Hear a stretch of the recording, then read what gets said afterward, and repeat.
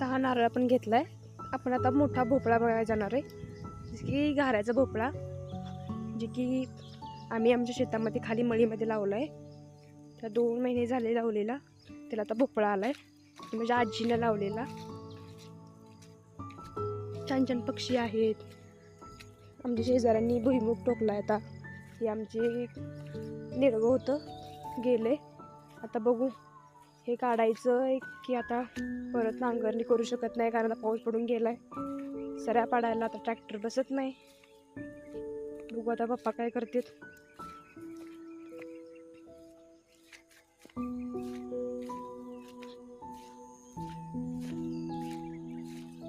आज आहे मला सुट्टी. वाव, काय आहे चवळ्याचं आहे. अरे बापरे, चप्पल पप्पांचं तुटलं तर काही खरं नाही. हा, ही भेंडी